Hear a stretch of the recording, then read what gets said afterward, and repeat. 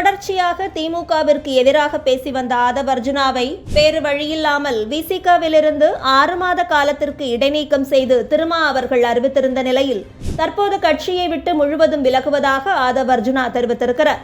கட்சியிலிருந்து இடைநீக்கம் செய்யப்பட்ட பிறகும் விசிக குறித்தும் திருமாவளவன் குறித்தும் சில இடங்களில் ஆதவ் அர்ஜுனா பேசி வந்த நிலையில் பொறுப்பிலிருந்து இடைநீக்கம் செய்யப்பட்ட ஒரு நபர் பிறகும் எதிர்மறையான கருத்துக்களை கூறி வருவது ஏற்கத்தக்கது அல்ல.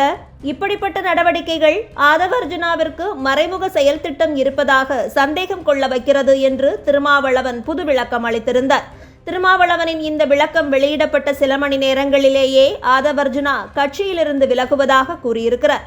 அது மட்டுமல்லாமல் சாதிய கட்டமைப்புகளுக்கு எதிரான செயல் திட்டங்களை செயலாக்கத்தான் விசிகவில் இணைந்ததாகவும் கட்சியின் வளர்ச்சி என்பதை தாண்டி தனக்கு வேறு எந்த மறைமுக செயல் திட்டமும் இல்லை எனவும் தனது விலகல் கடிதத்தில் தெளிவாக வெளியிட்டிருக்கிறார். இதற்கு மேலும் விரிசல் போக்கும் வீணான விவாதங்களும் எழுவதை தான் விரும்பவில்லை என்பதால் கட்சியிலிருந்து விலகுவதாக கடிதத்தில் குறிப்பிட்டிருக்கிறார். ஏற்கனவே திமுகவின் தேர்தல் வியூக வகுப்பாளராக பணியாற்றிய ஆதவ் அர்ஜுனா தனக்கென உருவாக்கிய ஐடி விங்கிலிருந்து பலரையும் தங்களது ஐடி விங் பக்கமாக திமுக நகர்த்தி சென்ற கோபம்தான் ஆதவ் அர்ஜுனாவின் அதிரடி பேச்சுகளுக்கு காரணம் என்று பலரும் கூறிக்கொண்டிருக்க, அம்பேத்கர் புத்தக வெளியீட்டு விழாவில் திமுகவின் தேர்தல் வெற்றிக்கு சரியாக வழிவகை செய்து கொடுத்து பிரசாந்த் கிஷோரை இங்கு அழைத்து வந்து செயலாற்றி திமுகவை பதவியில் அமர்த்தியதே ஆதவ் அர்ஜுனா தான் என்ற அளவில் காணொளி ஒன்று வெளியிடப்பட்டது.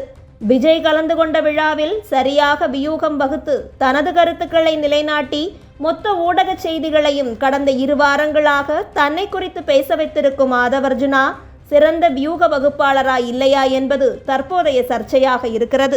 கடைசியில் வடசென்னை திரைப்படத்தில் வரும் காட்சியில் நம்மாளு ஒருத்தன் அவன் பிளாக்ல இருக்கணும்டா, அவன் நம்மாளுன்னே தெரியக்கூடாது, உன்னால முடியும் என்று சொல்வது போல இவரை இயக்கியவர்கள் யார், அனுப்பியவர்கள் யார் என்பதையெல்லாம் மக்களே ஊகித்துக் கொள்ள வேண்டும்.